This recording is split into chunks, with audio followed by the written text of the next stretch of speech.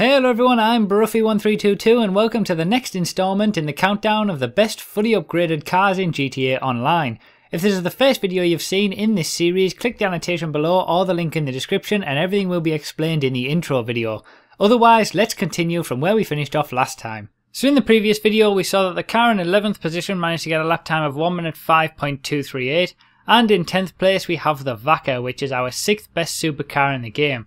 With a 1 minute 5.142, this is just under a tenth of a second quicker than the 11th best car, and it's not a bad car to drive at all, the Vaca. It does, with the spoiler on it, fully modded, it does become quite a nice car to drive. It does exactly what you want it to do. It just feels nice to drive. It's one of the better rear wheel drive cars in terms of how you can control it in the corners and things like that.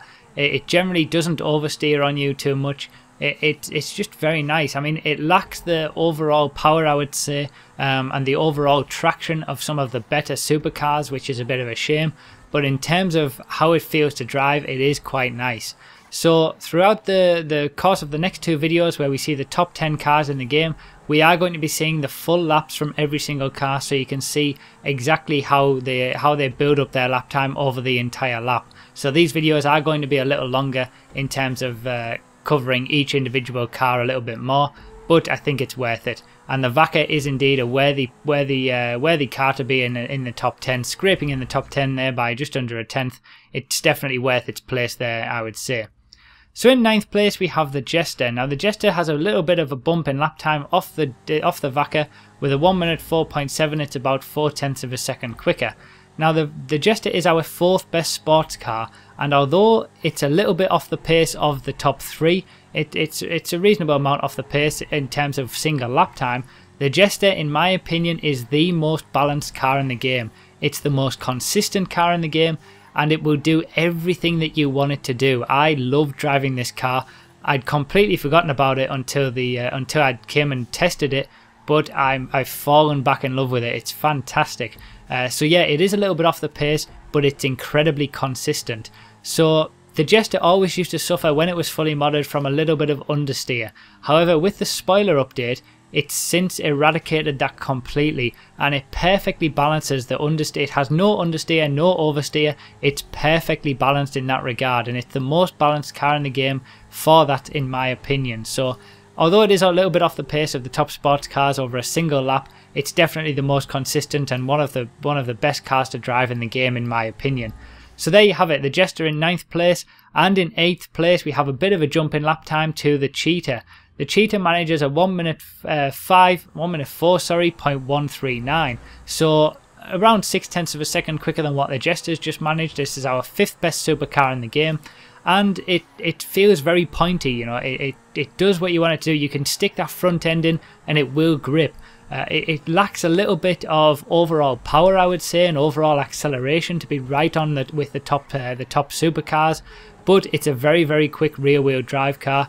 It's a very, very quick supercar indeed. So the front end will do what you want it to do. You can turn it in and it will stay planted where you want it to be.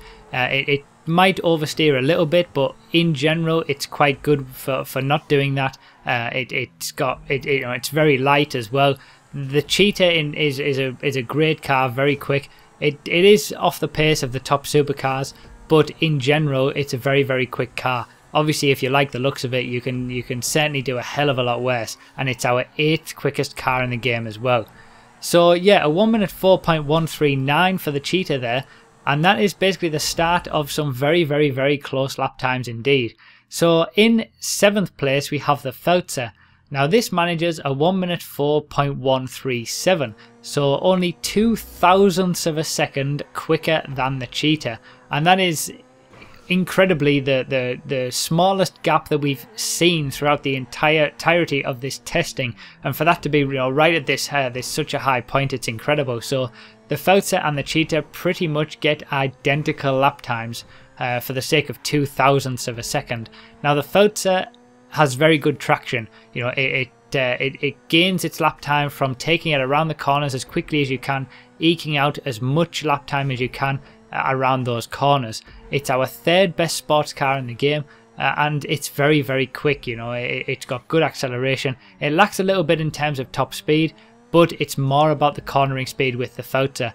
When it comes to tracks with a lot more corners in them and a lot tighter sections, the Fauza is probably the one to choose, and certainly on very, very, very tight tracks the Fauza will be dominant. So yeah, it's interesting to see how they build up their lap times differently, the top sports cars, but the Fauza is very, very similar to the Cheetah as well. So in 6th place we have the next sports car, which is the Massacro.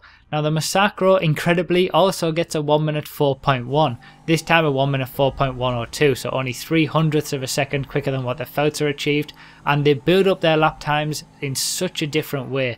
The Massacro is all about acceleration out of the corners, and it's all about straight line speed.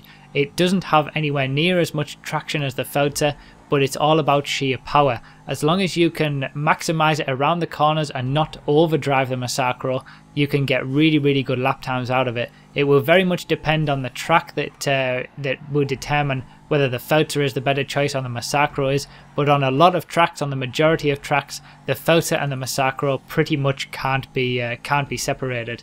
So longer tracks will suit the Massacro, tighter tracks will suit the Fauza, but most of the time they won't be able to be separated, and you'll be able to have very good battles between the two of them.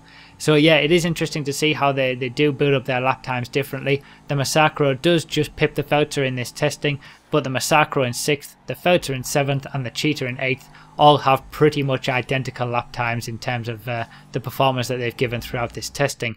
So that's the sports cars all over with apart from one, and in the next video we're going to be seeing the top 5 cars in the game. So that's we've done 10th to 6th. Let me know in the comments what you think about the 5 cars that we've seen in this video, and also let me know which order that you think the last 5 cars are going to be in. You'll obviously, if you've been following the series, you will know what cars those are going to be in the next video. Let me know the order that you think they're going to be in.